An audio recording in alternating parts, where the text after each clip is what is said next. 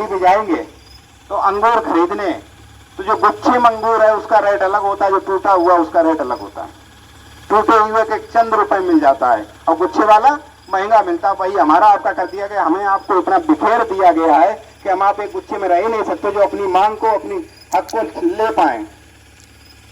तो हमारी आपकी वो स्थिति है, इसलिए हमारा आपका दायित्व है, हम कुछ नहीं अब लाभ ले पाएंगे। अगर हम लोग लड़ रहे हैं तो क्या कल यूनिवर्सिटियों में अगर आरक्षण मेरा सुरक्षित हो जाएगा तो हम लोग पढ़ने थोड़ी जाएंगे। ऑटोमेटिक पीढ़ी कर रखी है, तो हमारी आने वाली पीढ़ी, हमारे ही बच्चे नहीं जाएंगे, आपके भी जाएंगे, इनके भी जाएंगे, सबके जाएंगे। इसलिए ये लड़ाई लड़ना बहुत जरूरी है और सहयोग सबका चाहिए। हम आपसे पैसा नहीं मांग रहे, हम आपसे वोट नहीं मांग रहे, बस हम ये कह रहे हैं अगर जायज लड़ाई है तो इसमें साथ दीजिएगा। और ये बातें उन्हीं लोगों में रखिए। लोगों ने क्या कह रखा है कि ओबीसी का आरक्षण पूरा एक जाति यादव खा जाता है। भाई यादव कैसे खा जाएगा? अगर 100 बच्चे यादव के बैठ रहे हैं, 20 लगने हैं, अगर उन्होंने अच्छे तैयारी की 2 से 3 लग जाएंगे। लेकिन हमारे अगर एग्जाम वाली वगैरह वो भी लगेंगे। तो सबसे पहले सीधी एक ही लड़ाई, एक ही जीता जा सकता है, चाहे वो विद्यालय की बात हो, चाहे शिक्षा की बात हो, चाहे आर्थिक की बात हो, चाहे न्यायपालिका में, चाहे संसद में। हमें अपनी मांग रखनी है। हमारा जितना हिस्सा है, भाई पक्षियों की गिनती की जा सकती है, जानवरों की गिनती की जा सकती है, पेड़ पौधों की गिनती की जा सकती है, मेरी क्यों नहीं गिनती की जा सकती? तो मेरी जात की गिनती की जाए, जितना मेरा हिस्सा है उतनी मेरी, जितनी मेरी संख्या है उतनी मेरी हिस्सेदारी दे दी जाए। अगर हम 60% दें तो मुझे 60% दिया जाए। एक इतिहास जो पढ़ने वाले हैं वो गूगल पे सर्च कर देना, छत्रपति साहूजी महाराज का जानना इतिहास। साहूजी महाराज ने 1907 में अपने महल में अपने भ्रमण किया तो किसी ने उनके कान में बता दिया कि आप एक बार गणना करवा लीजिए। उन्होंने अपने 1907 में जनगणना करवाई थी अपने राज्य क्षेत्र में। तो उन्होंने देखा है इतिहास, उन्होंने लिखा है, उनकी किताब पढ़िएगा, कि जहां पर 90 लोग थे, जहां पर 90 थे वो 10 पे आ गए, और जो 10 थे उनका हिस्सा 90 को है। भाई हमारा आपका है, ओबीसी का हिस्सा है 60 से 70, लेकिन हमको दिया कितना जा रहा है? 9 से 10। हमारे लोग ही नहीं है। तो इसलिए मंडल कमीशन की जो सिफारिशें लागू हुई थी, 2 सिफारिशें, उन्होंने 40 सिफारिशें दी थी, लेकिन 2 सिफारिशें सिर्फ लागू हुई।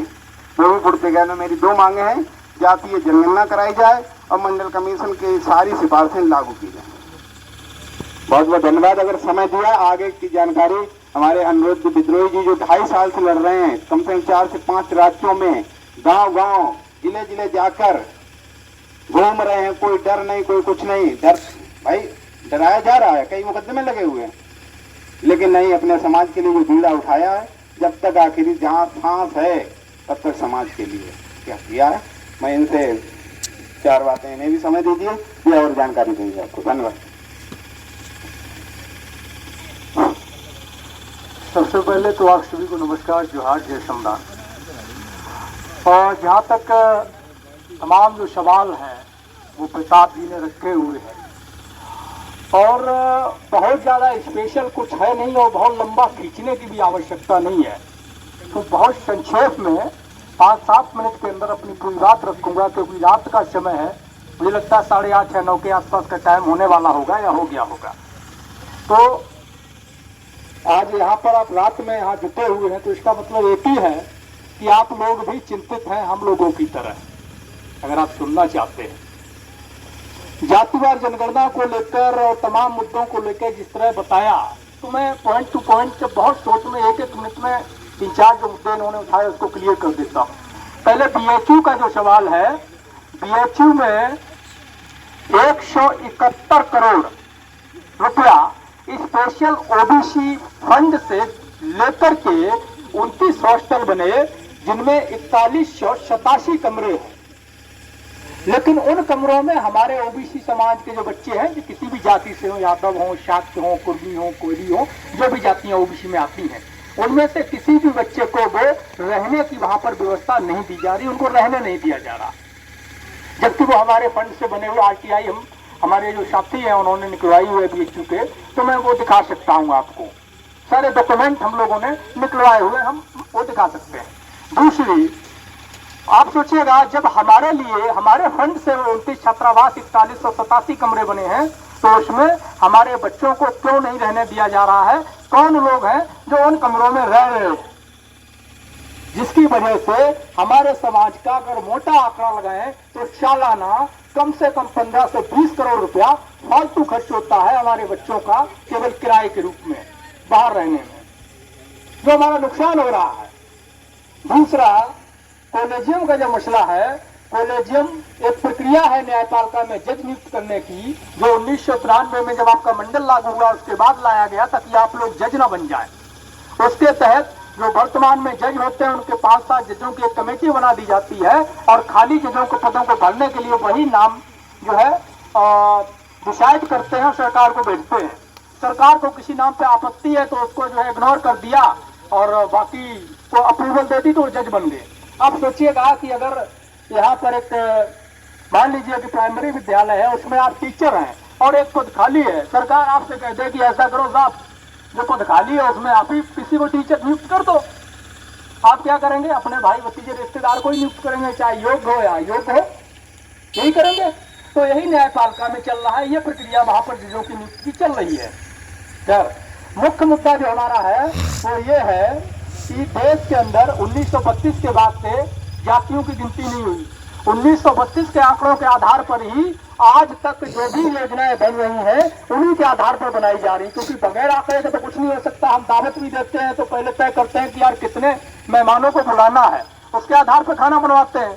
ऐसा तो नहीं है कि दावत दे आए पूरे क्षेत्र में और आ गया 1 लाख आदमी खाना बना रहे हैं 10 आदमी का, या खाना 1 लाख का बनाया बुलाया 10 को, ऐसा तो नहीं करते ना।